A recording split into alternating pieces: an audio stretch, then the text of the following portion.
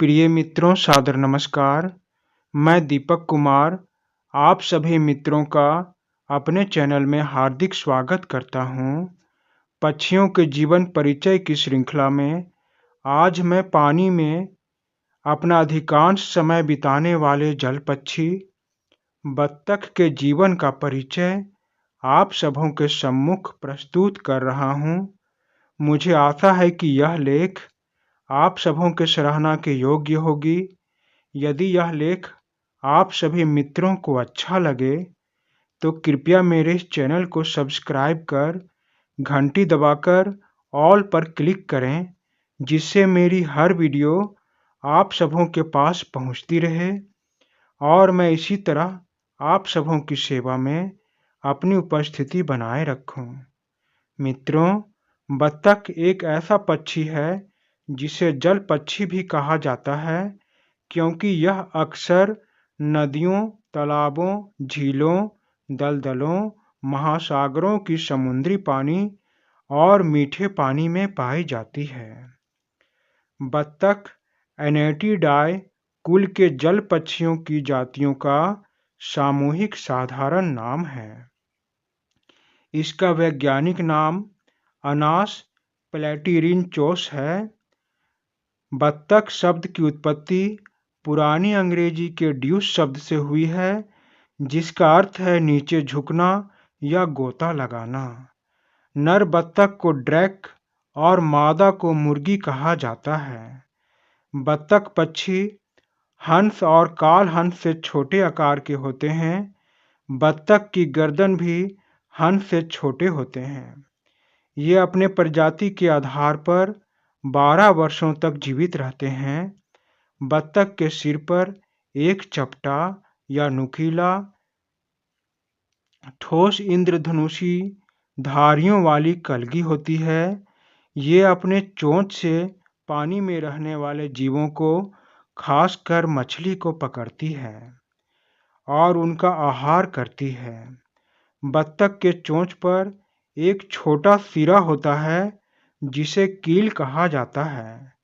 इस कील की सहायता से बत्तख दलदल, घास, कीचड़ की आसानी से खुदाई करके मिट्टी से कीड़ों, केंचुओं को खा पाती है। इसके गर्दन पर एक इंद्रधनुषी चमक होती है। किसी भी ओर से देखने पर इसके गर्दन की चमक साफ दिखाई देती है। बत्तखें घास, जलीय पौधे, मछली, कीड़े, उभयचर जीव, मेंढक को खाती है। इनकी चोंच के किनारे कंघी जैसे छोटी छोटी दांतें होती हैं, जिन दांतों को पेक्टेन कहा जाता है। यह पेक्टेन इन्हें पानी में रहने वाले जीवों के शिकार करने में और चिपचिपी जलीय पौधों को उखाड़ कर खाने में सहायता करते हैं। गोताखोर बत्तखें और समुद्री बत्तखें गहरे पानी में नीचे भोजन की तलाश करती हैं। आसानी से पानी में गोता लगाने के लिए गोताखोर बत्तखें साधारण बत्तखों से भारी होते हैं। साधारण बत्तखों की अपेक्षा गोताखोर बत्तखों को हवा में उड़ने में कठिनाई होती है। कुछ विशिष्ट प्रजातियां जैसे मर्गेनसर बड़ी मछलियों को पकड़ने और निगलने के लिए उपयुक्त होते हैं। इनके सल्कदार पैरों की अंगुलियों में झिल्ली वाले टांग मजबूत और विकसित होते हैं। इन्हीं झिल्लियों की सहायता से ये पानी की सतह पर आसानी से तैर पाते हैं। बत्तख के पंख बहुत मजबूत, छोटे और नुकीले होते हैं। बत्तखें अंटार्कटिक महाद्वीप को छोड़कर संसार के हर क्षेत्र में पाए जाते हैं। वैज्ञानिक खोज के अनुसार बत्तखें कई अलग अलग समुद्री द्वीपों पर पहुंच चुकी हैं, जिनमें हवाई द्वीप, माइक्रोनेशिया और गैलापागोस द्वीप शामिल हैं। कुछ बत्तखें ऑस्ट्रेलिया के भारी वर्षा वाले झीलों तक पहुंच गई हैं। बत्तखों का आमतौर पर एक ही साथी होता है। गतिहीन प्रजातियों में जोड़ी कई वर्षों तक निभाया जाता है। अधिकांश बत्तख प्रजातियां एक वर्ष में एक ही बार प्रजनन करती हैं। ये अक्सर बसंत, गर्मी और वर्षा में प्रजनन करते हैं। ये प्रजनन करने से पहले घोंसला भी बनाते हैं और मादा बत्तखें अंडों को सेने के बाद अंडे से निकले बच्चों को थोड़े ही दिनों में पानी के पास ले जाती है। माँ अपने बच्चों को तैरना सिखाती है और बच्चों की बहुत देखभाल और अन्य जीवों से रक्षा करती है। लेकिन आपदा और भूखमरी के समय कमजोर बच्चों को उनकी माँ छोड़ देती है। मादा बत्तख क्लासिक क्वैक ध्वनि निकालते हैं, जबकि नर बत्तख एक समान कर्कश ध्वनि में बोलते हैं। सामान्य तौर पर बत्तखें अपनी जातियों को बुलाने का संदेश अपनी ध्वनि निकालकर बोलते हैं, जैसे डाइविंग बतख, जिसे स्कूप भी कहा जाता है, वह स्कूप स्कूप बोलता है। बत्तख की आवाज़ गूंजती भी है। बत्तखों के कई शिकारी होते हैं।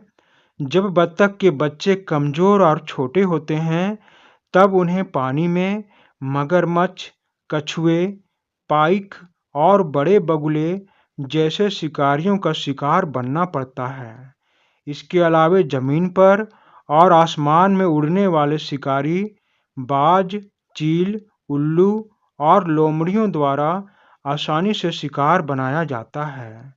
वयस्क बत्तखें उड़ने में तो तेज होते हैं, लेकिन जब ये पानी में तैरते हैं तो बड़े जलीय जीव, उत्तरी अमेरिका में पाए जाने वाली बड़ी मछलियाँ, मस्की, पाइक द्वारा शिकार कर लिए जाते हैं। उड़ते समय वयस्क बत्तख मनुष्य और पेरेग्रीन बाज द्वारा पकड़े जाते हैं। मनुष्य प्रागैतिहासिक काल से ही बत्तखों का शिकार करते आए हैं। कई वन क्षेत्रों में अपने मनोरंजन और खाने के लिए गोली मारकर या जाल में फंसाकर बत्तखों का शिकार किया जाता है। ऐसा मनुष्य इसीलिए करते हैं क्योंकि बत्तख पानी और जमीन में धीरे धीरे तैरती या चलती है।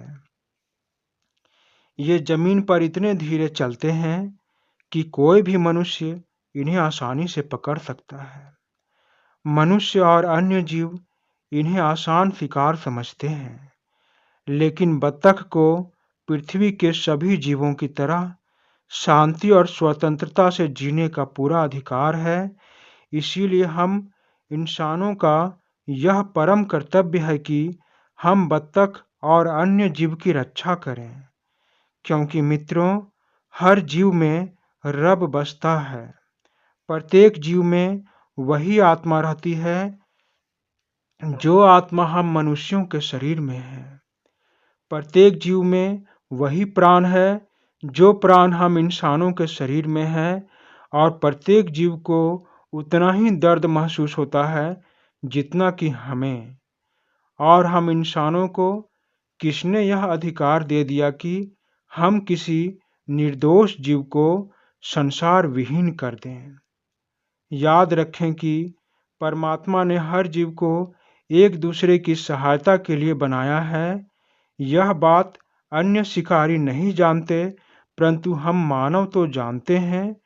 हमें बत्तखों को कभी भी रोटी नहीं खिलानी चाहिए, क्योंकि रोटी खाने से बत्तख का पेट फूल जाता है और बत्तख मुश्किल से सांस ले पाते हैं।